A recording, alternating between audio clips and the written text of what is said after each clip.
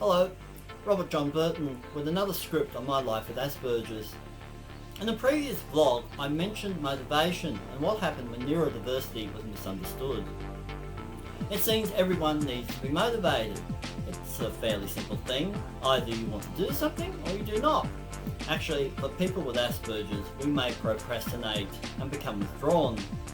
What I do not understand is how some people are pulled in by nonsense like psychic healers, astrologers, spiritual channelers and other esoteric ramblings. Enough is enough. YouTube is full of motivators looking for a sale, but it is also full of people who live simply and are struggling to live the best lives they can. Perhaps they are not in your language, but even for someone like me who is not good at reading body language, I can see goodness and human endurance at its best. Watch someone from the Hmong nation like Tub Hulu Yaish. Link below to see what I mean. Or for another experience of endurance, visit Jordan Mahoney, The Blind World, link below. So you do not need motivational advice to put you back in the game. Rather, do as I have many times, just fail at something, fall flat on your face, and then get up and start over again. I always tend to be highly energised. So it is a matter of give and take. One does not need to curb one's enthusiasm, but channel it into fewer projects. Life is at once heartbreakingly short and incredibly long. Life needs to be gotten on with. Other things I do understand that is typical of some Asperger's. Remember, it is a spectrum disorder. Our brains function differently. We are good at doing special stuff. However, I do not understand why some people need so many vehicles. There are people next door, down the road, in the next suburb, town, village, city or country in general who own entirely too many vehicles. Why? I see them on the streets in huge off-road vehicles when they live entirely in the city. And they have a beach buggy, off-road motorcycles, certainly here a ski jet, boats, or tinnies as Aussies say, and expensive mountain bikes rear mounted which I suspect seldom get ridden. Really, people need to consider the size of their carbon footprints. I came from a generation that used to walk everywhere. While at school, I walked through a rainforest that people got lost in to reach a sugarcane farm to strip cane for pocket money. Then later, I used to walk through 3 suburbs to reach work, and again, when older, I walked to college and university. Does anyone walk like this anymore? It is not healthy to leave exercise to the few. As well, I am not immediately well coordinated physically or a team player. So not picked, wanted and seldom volunteered. So sport bores the life out of me. Gosh, someone kicked the ball. Lots of balls being belted, pinged and ponged, slammed, kicked, thrown, hit with various sticks, balls into holes, and it is all so tedious on TV news, especially when all I want is the weather broadcast. I still cannot throw a ball over arm. Another thing I do not understand is more difficult to talk about, and I did not open with it because to me it is so alarming and it needs to be talked about with care. Of course, it is the debacle happening to democracies everywhere, highlighted by the attack on Washington Wednesday the 6th of January 2021. Spurred on by President Trump, who would not concede his electoral loss. To me this is horrible. It is a black and white issue. Why are so many people believing so much nonsense talked by a few to incite so many to such hatred? Too many people chatter off being robbed of an election result. It's not just in the USA that this has happened. Some Australian politicians believe this rubbish as well. But it is more important in the USA because of their leading world position.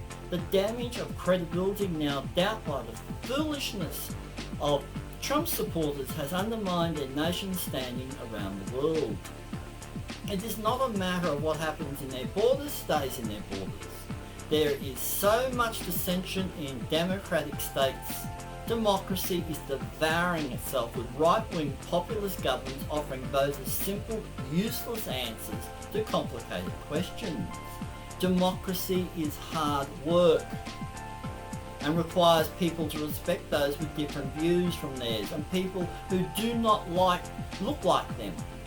All people must behave decently. Come on, people. Voters must be able to sift through large amounts of information and process the true from the false. It requires thoughtfulness, patience, discipline and coolness, not the bluster and promises of loud people. What were those disruptive and violent people hoping to achieve? Making fools of themselves is no achievement. Killing people in the capital? No. My default misunderstanding as an adult with Asperger's is figuring out what other people think and feel based on the way they behave. So my beliefs are based on fairness and justice and knowing that too many people react to biases.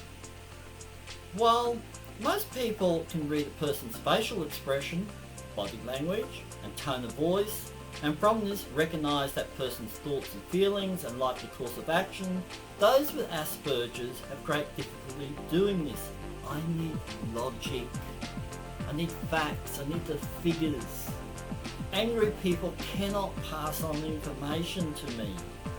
Aspergers have trouble putting themselves into the shoes of someone else and imagining what that person thinks and feels, especially when they are kicking other people to the ground, will not work. Such difficulty in knowing what is suggested but not directly expressed in someone's comments is at the core of why those with Asperger's have trouble mind reading competently. For example, I used to think I had a chance of a relationship with someone as long as they did not reject me. Of course, I failed at the non-verbal cues. They did not return phone calls. They were cold to conversation. I got ear-bashed because I did not understand someone was unhappy.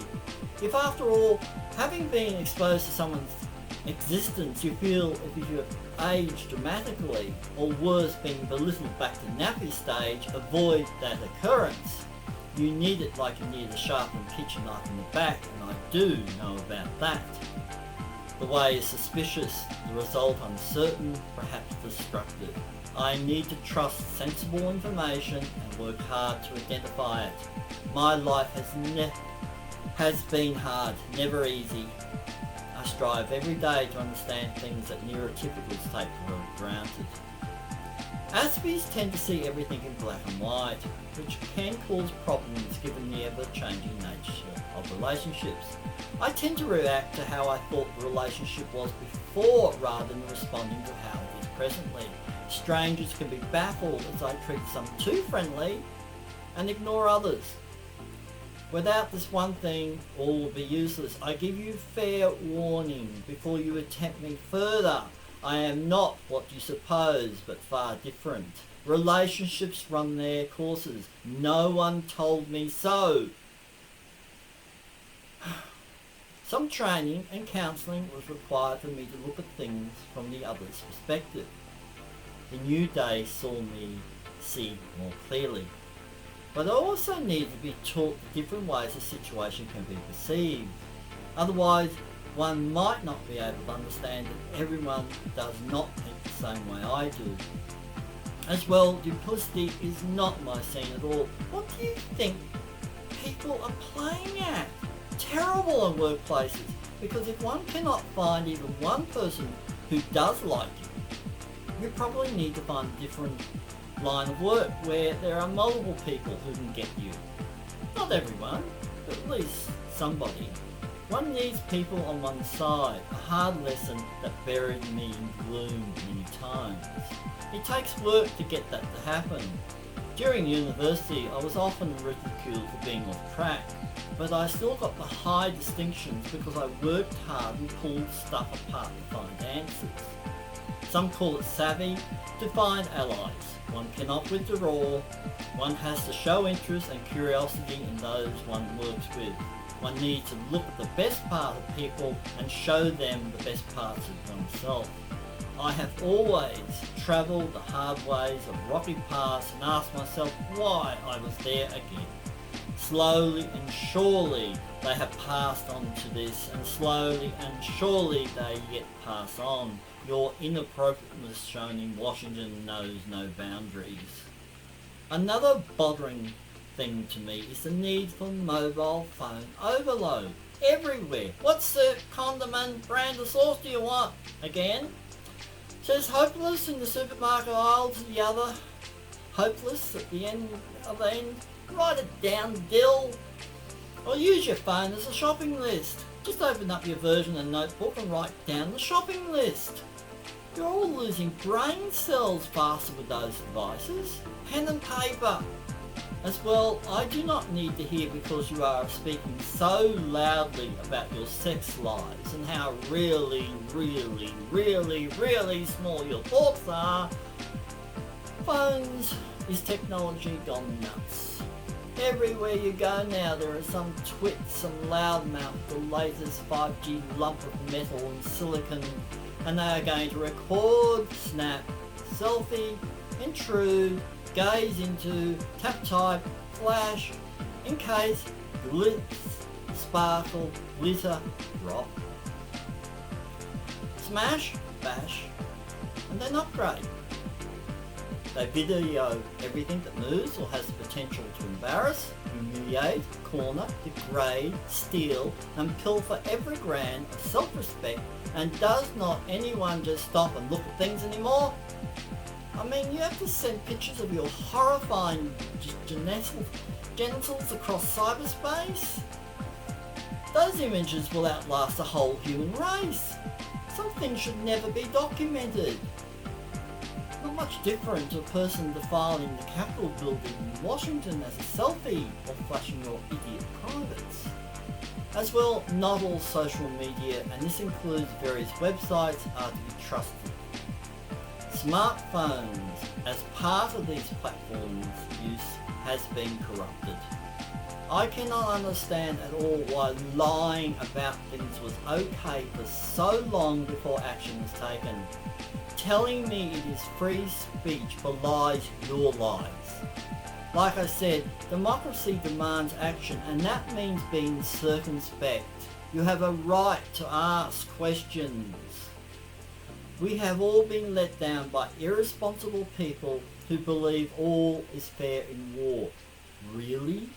If we believe we cannot take every living entity along with us, then what is humanity for? Turn off all your unnecessary social media. At least go on the occasional sabbatical. It may save your life. It makes me crazy. Finally, religion has convinced people that there is an invisible man living in the sky, and an invisible white man with a long white beard. Oh, Gandalf! Anyway, he watches everything you do every moment of every day, and the invisible man has a list of 10 sacred laws he does not want you to break. You know, all the good stuff in movies like John Wick and the X-Men. So, if you do any of these things, he will send you to hell for eternity to suffer and burn and weep until the end of the days. And people believe this and hand over money all the time without religions paying taxes? Billions of believers who have all a different version and do not understand they have wasted the lives of billions of good people to justify their singular version of this invisible man in the sky. I do not understand. We could be visiting other planets by now with the money wasted on these interminable religious wars. No one needs to be homeless unless they choose to be. No more children will die in poverty. The environment could be adjusted to ease global warming, and perhaps politicians could live up to their promises. People look for something to be in awe of and miss what is in front of them. To think how eager we are building these beliefs. To think others shall be just as eager. And we are all quite indifferent and different, but these beliefs conning you con at peril. For these beliefs and me and you, I do not understand. This is my life. Thank you for listening.